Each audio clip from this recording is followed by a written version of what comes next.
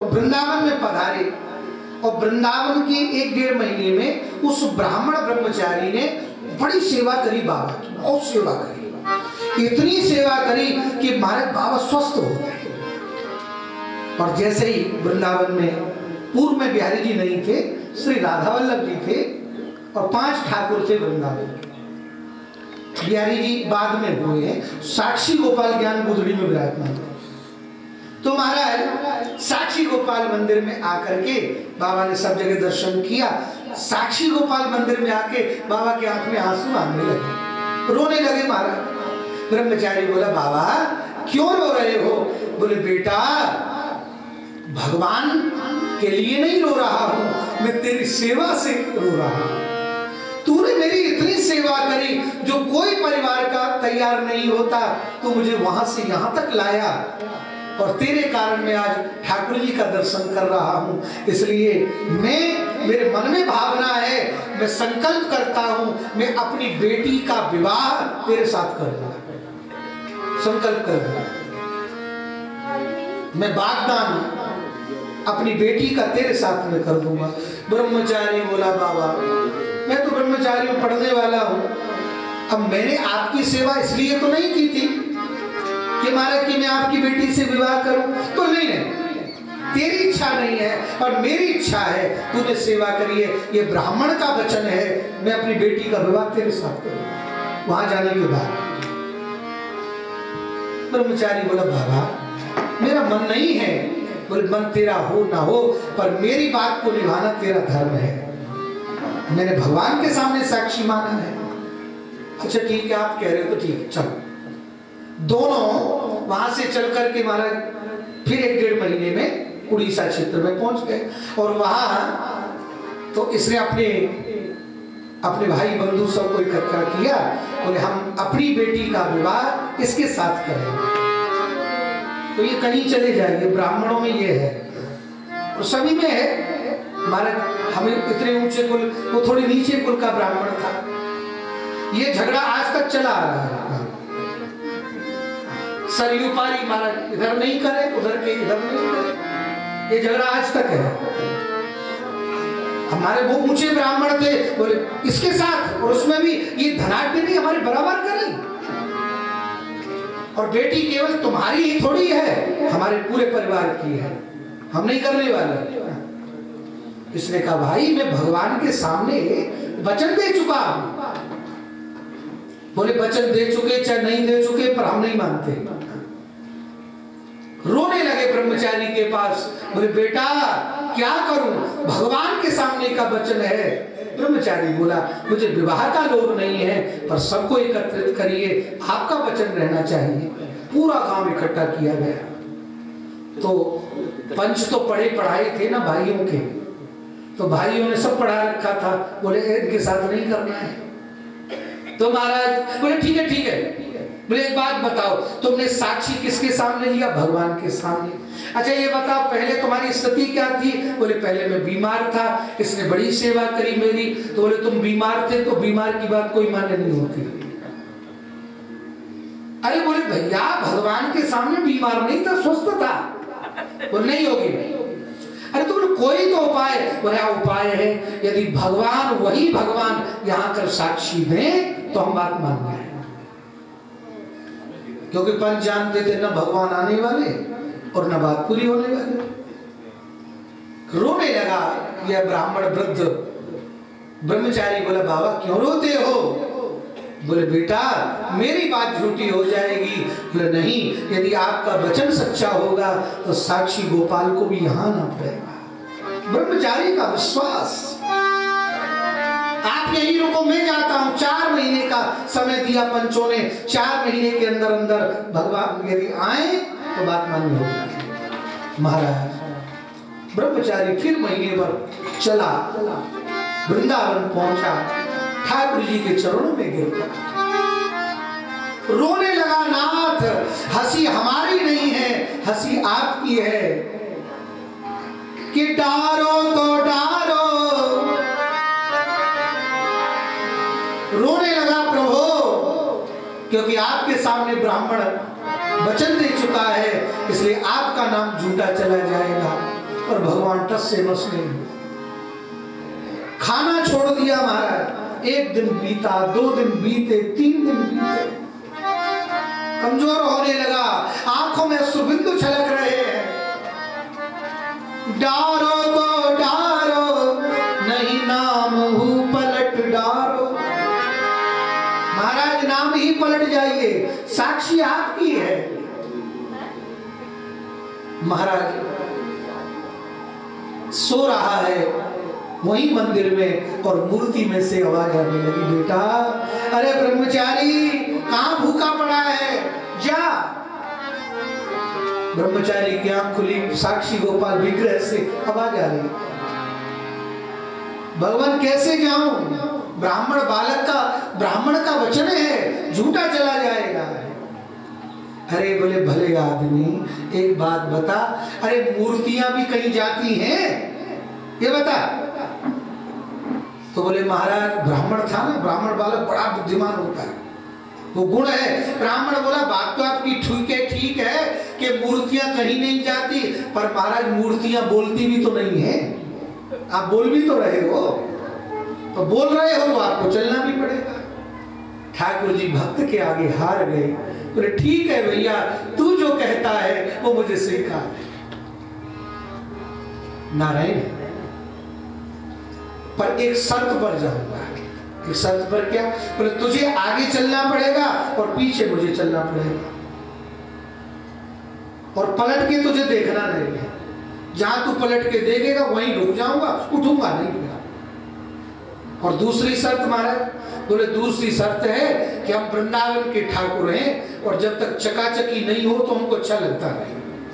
अब तू महीना 1.5 महीना खींच के ले गया वहां, अब जब तक महाराज खाने पीने को बढ़िया न मिले तब तक कैसे आनंद हो। ब्रह्मचारी बालक बोला महाराज चलो चाहे मत चलो, अब ये चकाचकी का प्रोग्राम हम पे नहीं होगा। अब महाराज हम ब्राह्मण बालक हैं, अब आप वैसे ही बड़ी मुश्किल से आए हैं, अब आपके लिए चकाचकी कहां से लाएंगे? अब महाराज इनको तो माल पानी चाहिए।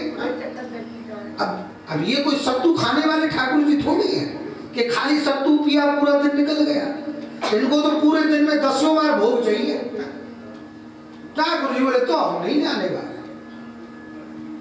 बोले भगवान आपकी इच्छा है, आपका नाम डूबे। अच्छा एक काम करो, क्या उधार ले लो? अरे बोले महाराज हमने जिंदगी में उधार नहीं लिया, उधार ले चुकाए कहां से? अरे बोले चिंता क्यों करते हो, हमसे ले लो। बोले आप कैसे दोगे? बोले ये जितना इतना गहना पहना है ना, ये सब ले लो। अच्छा बोले बीच बीच में बेचते रहना, हमें खिलाते रहना, और फिर बोले उसके बाद में जब पहुंच जाओ तो हो जाए तो दे देना हमको। बोले जैसी आपकी इच्छा। ठाकुर जी तो ठाकुर जी है ना, ठाकुर जी को अपने खाने पीने के चक्कर बर्तन भी बिक जाए चाहे, बहुत बचे ना। तो महाराज साक्षी गोपाल पीछे पीछे उठा, और ये ब्राह्मण बालक ब्रह्मचारी आ गया। चलते हुए पूछ लिया महाराज मुझे कैसे पता रहेगा कि आप मेरे पीछे चल रहे हैं? बोले मेरे चरणों के घुंघरू की आवाज तेरे कान में आती रहेगी तो समझ जाना मैं तेरे पीछे चल रहा हूं, तुझे पलटने की जरूरत नहीं है। बोले ठीक है महाराज। चलते चलते घुंघरू की आवाज स्थान स्थान पर पड़ा होता गया, आवाज घुंघरू की कानों में आती रही, और महाराज ये चलता रहा। गांव जब 2 किलोमीटर रहने लगा तो महाराज तो रेती का, नदी का किनारा, समुद्र का किनारा है, तो रेती में पांव गड़े तो ठाकुर जी के घुंघरू की आवाज बंद हो गई। तो ब्रह्मचारी बालक ने सोचा कि घुंघरू की आवाज बंद हो गई कि भगवान चले तो नहीं गए। तो बेचारे ने पलट के देखा ठाकुर जी वहीं हो गए, अब नहीं जाएंगे। बोले महाराज, बोले अब नहीं जाने वाले, अब तो तुम्हें यहीं पर। अरे बोले महाराज 2 किलोमीटर रह गए और चल पड़ो। बोले भले आदमी, हम हजारों किलोमीटर से चल के यहाँ तक आ गए, तेरे गांव के लोग यहाँ तक नहीं आ सकते? अब बुलाना है तो यहीं बुला, नहीं जाने। अब भगवान तो भगवान जिद पड़ गए। महाराज सब लोगों को बुलाया गया, ठाकुर जी का नाम सुनते ही सब दौड़ पड़े, किसी को ध्यान ही नहीं रहा। ठाकुर जी का दिव्य दर्शन किया, तो जो लोग मना कर रहे थे वही हाँ करने लगे कि नहीं नहीं, इसका विवाह तो जरूर होना चाहिए। वो संबंधी भी कहने लगे नहीं नहीं होना ही चाहिए। ये स्थिति बन गई कि पूरा गांव अपनी बेटी का वागदान इस ब्राह्मण बालक के साथ करना चाहते थे। बोले जिसके लिए भगवान गवाही के लिए पधारे, हम सब अपनी बेटियों को इसको देंगे। ब्रह्मचारी घबरा गया, ठाकुर जी ये क्या समस्या है? अब महाराज मैं इतनी कन्याओं से विवाह कैसे करूं? ठाकुर जी बोले देखो भैया, ये ब्रह्मचारी ब्राह्मण है, इसके लिए तो एक ही बहुत है, ज्यादा विवाह तो हमको ही अच्छे लगते हैं, इसको अच्छे नहीं लगते। इसलिए ज्यादा के चक्कर में ये नहीं है, इसलिए एक ही जो वचन दिया है उसके साथ ही विवाह कर दो। तो अर्थ क्या है मेरे भैया? भगवान जिसकी साक्षी करे उसका कौन बिगाड़ सके? तो आज उत्तरा के गर्भ में स्वयं भगवान साक्षी बनकर प्रकट हुए हैं। नारायण और मरे हुए परीक्षित को दोबारा जीवित किया, ब्रह्मास्त्र को काट दिया, बाहर निकल करके पधारे।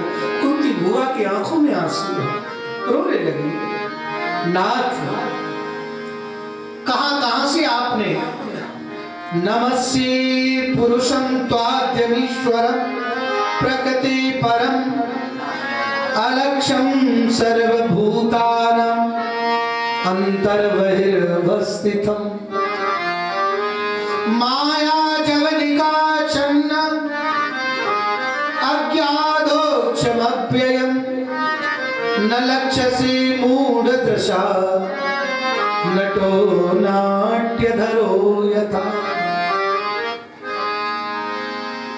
विषान्नाग्ने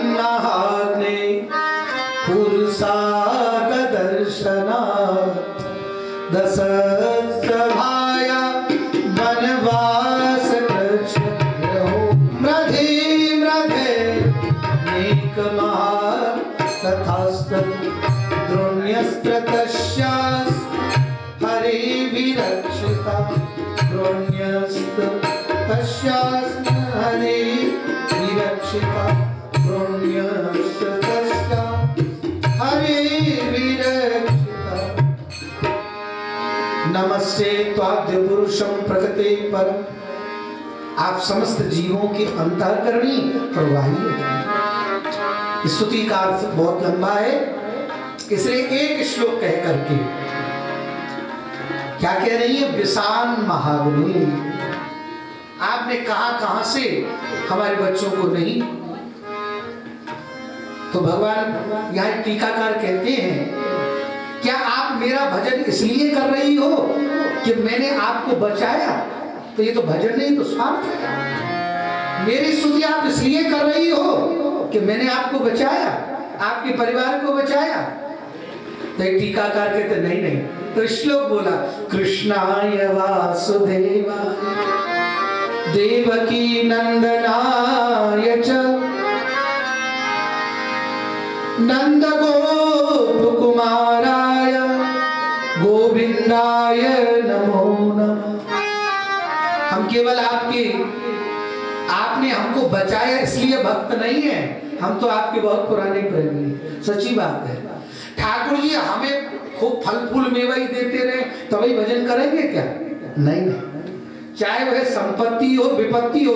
इसलिए तो आगे कहा विपदो नहीं विपदा संतु न शश्वत तत्र तत्र जगत गुरु। इस श्लोक का कहने का अर्थ क्या है? बोले चाहे जैसी परिस्थिति हो पर आपका साथ हमसे छूटे ना, क्योंकि आप दे रहे हैं इसलिए हम प्रेम नहीं कर रहे हैं, क्योंकि आपकी लीला माधुरी ऐसा है कि स्वतः ही प्रेम हो गया। हरि श्याम सुंदर अब तो हम आशिक तुम्हारे बन गए।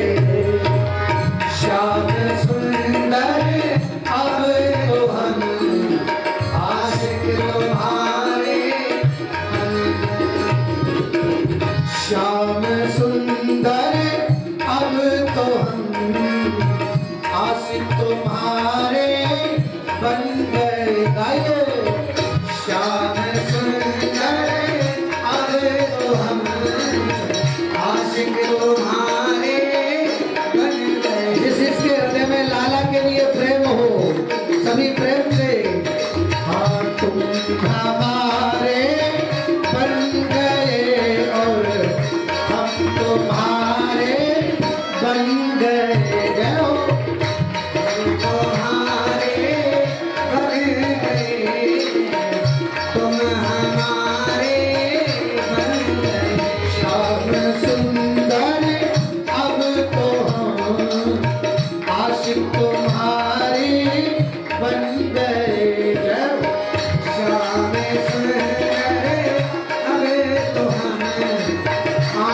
तुम्हारे बन गए।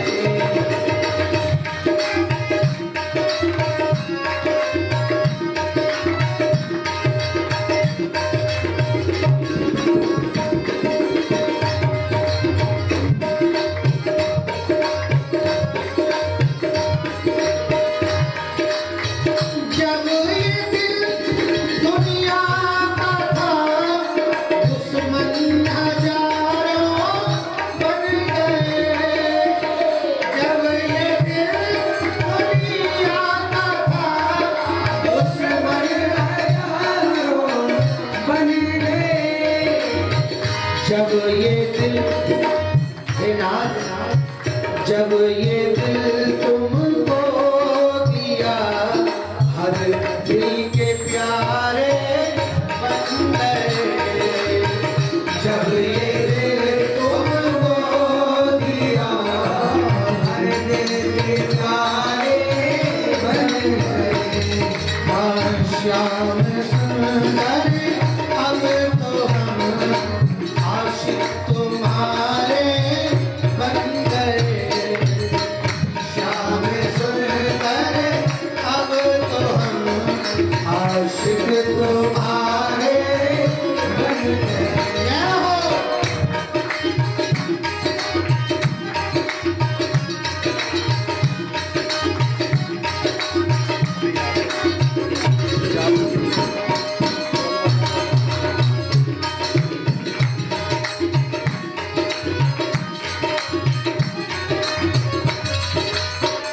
जोग जप तप नेम से कोई बना बिगड़ा करे।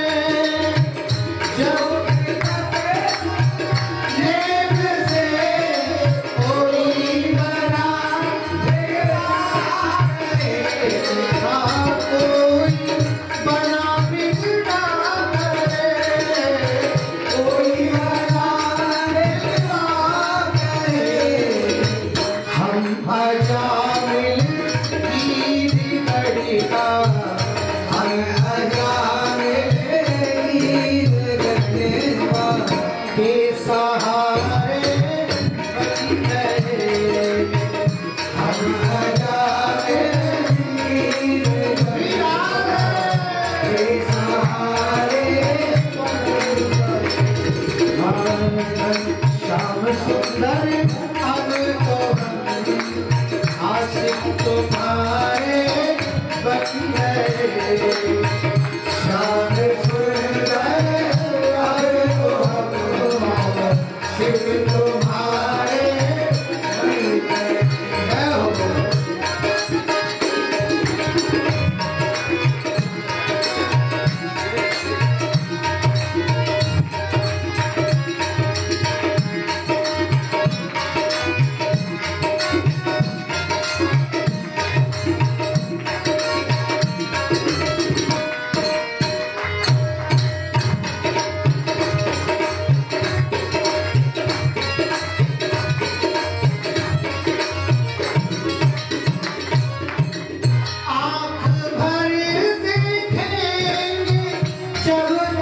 तुमको समझ लेंगे कभी, आँख भर देखेंगे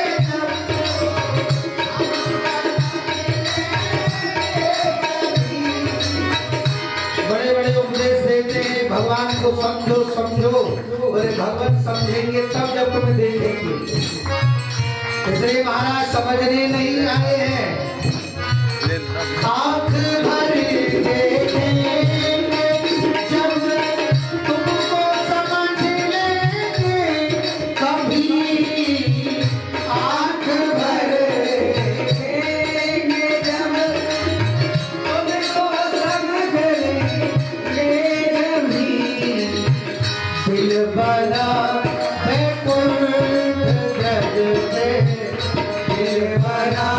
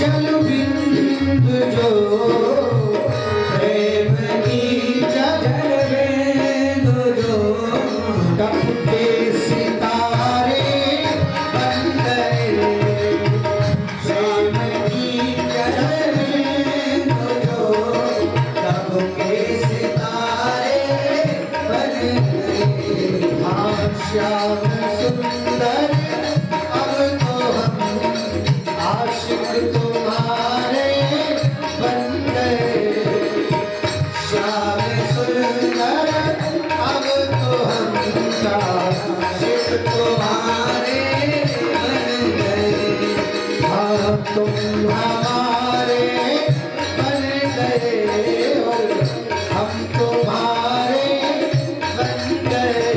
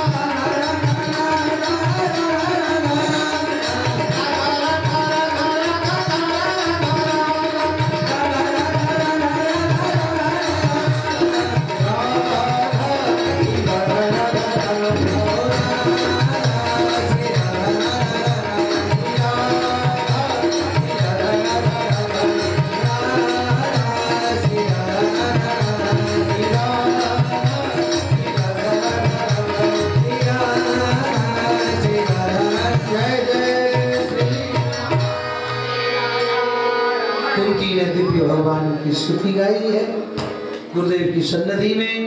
ऐसा दिव्यामृत दिव्य आनंद हो रहा है। प्रातः काल से ही सायंकाल तक श्री नारायण महाप्रभु ने सब वस्तुएं आपके लिए उपलब्ध कर दी हैं। न ले पाओ तो महाराज हम जैसा कोई नहीं हो सकता, तो महाराज तो भगवान की ऐसी कृपा, गुरुदेव की कृपा, सब कुछ महीने भर तक माघ की। और देखो मैं तो आपकी सोच रहा था, मेरे मन में भाव आज सवेरे पाठ करते हुए आ रहा था। फिर मैं माघ में भी गया तो माघ में यज्ञ आदि लोग कल्पवासी तो रह रहे हैं। मैं सोच रहा था, पहले लगता था पंडाल, वहां से फिर यहाँ चले आए। पिछले वर्ष हुआ, अब की वर्ष भी हुआ, सारे क्रम यही हो रहे हैं। तो आज मैं सोच रहा था कि संभवतः श्री नारायण महाप्रभु को भगवान की ऐसी कृपा थी, शायद वो जानते थे कोरोना काल आने वाला है। देखिए विचार, मैं आज देख के आया, कोई कथा नहीं चल रही है माघ मेले में, कोई कार्यक्रम, केवल पूरे मेले में एक कथा शुरू होना हुई थी तो प्रशासन ने आके बंद करा दिया। केवल माइक टेप चला देते हैं और बस अपना अपना जो कल्पवासी है वो रहलो कर लो, न कोई कार्यक्रम हो रहे हैं न कुछ हो रहे हैं। और अपने आश्रम में देखो जैसे आनंद थे वैसे ही हो रहे हैं। तो विचार करिए।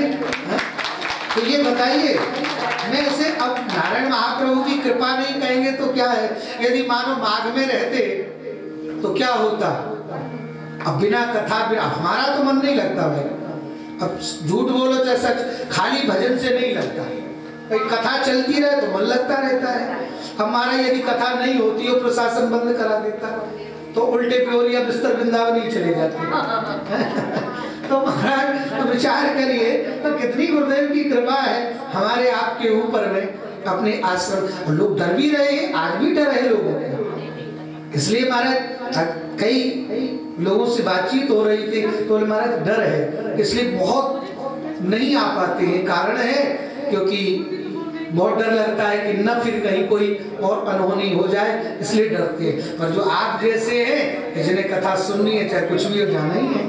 तो महाराज तो कितनी गुरुदेव की कृपा है कि हमारे हम लोग अनवरत यहाँ वो जो क्रम चल रहा था, हर के स्थान का मार्ग प्रयास तो पूरा ही है। आप जहाँ बैठ जाए फर्क इतना ही है, पंडाल नहीं है, रेती नहीं है, गंगा जी तो बगल में लगी है। यदि भावनात्मक दृष्टि से वही सोच तो सारी वस्तुएं यहाँ उपलब्ध हैं गुरुदेव की कृपा से। हम सब नित्य प्रति वो आनंद लेते रहे। 5वां दिन, अभी तो 1 माह, 5 तो निकल गए, हाँ अभी 24 दिन बाकी है। तो इसलिए महाराज वो अनवरत आनंद आप लेते रहिए। प्रातः काल रामायण जी पाठ आदि महात्म कथा संत लोग अपना कर्म सब निभा रहे हैं। हम लोग चाहे निभाएं न निभाएं, पर वो सब वही उस क्रम से, महात्मा की कथा है, चाहे वो है रामायण जी का पाठ है, चाहे 12 घंटे का संकीर्तन है, उस अनवरत चल रहा है। प्रयास हमारे में कमी नहीं होनी चाहिए, आगे उनकी इच्छा है, इसलिए वो अनवरत क्रम चल रहे हैं। तो हम उसका आनंद लेते रहें। आइए अब हनुमान चालीसा का पाठ फिर से आरती। श्री गुरु चरण सरोज रज निज मन मुकुर सुधार, बरनौ रघुवर विमल जसो जो दायक फल चार। बुद्धिहीन तनु जान के सुमिरो पवन कुमार, बलि बुद्धि विद्या देहु मोहि हरहु कलेश विकार। जय हनुमान ज्ञान गुण सागर, जय कपीस तिहु लोक उजागर। राम दूत अतुलित बल धामा, अंजन पुत्र पवन सुत नामा। महावीर विक्रम बजरंगी, कुमति निवार सुमति के संगी। कंचन वरन विराज सुबेसा, कानन कुंडल कुंचित केसा। हाथ वज्र ध्वजा विराज, कांधे मूल जटाधर। शंकर सुवन केसरी नंदन, तेज प्रताप महाधर। विद्यावान गुणी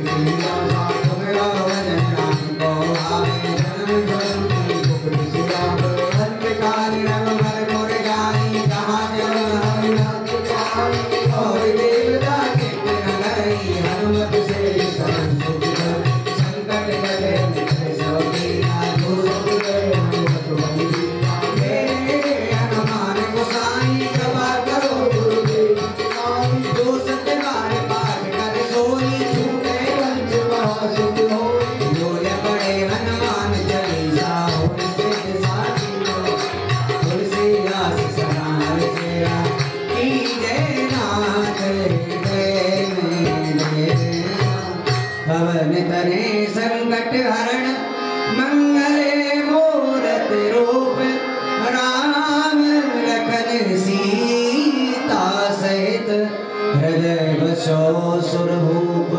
बोलो हनुमान जी महाराज की जय। सभी लोग आरती के लिए खड़े हो जाएं। ओम श्री ज्वाला मालिनी नमः श्री अत्रि सुराय नमः सर्वोपचारार्थे गंधार्घ्य पुष्पाणि समर्पयामि। हरि ओम मा इदगुं हरि व्याजनाम्ने अस्तुदस्वीरगुं सर्वगणगुं सुस्ते आत्मसनि प्रजा सनि पशु सनि लोक शन्नवय सनि अंगे प्रजा बहुराम्य करोद्वन्नं पयोरेतो अस्मासु दत्त। बांके बिहारी तेरी आरती गाऊं, बांके बिहारी तेरी आरती गाऊं, आरती गाऊं प्यारे अंग को मनाऊं। बांके बिहारी तेरी आरती गाऊं, नंद के लाला तेरी आरती गाऊं। मोरे को बैठे तेरे शीश पे सोए, मोरे को बैठे तेरे शीश पे सोए। प्यारी मुरलिया मेरो मन मोहे, प्यारी मुरलिया मेरो मन मोहे। यावन सीने में बड़े बड़े नाम, बांके बिहारी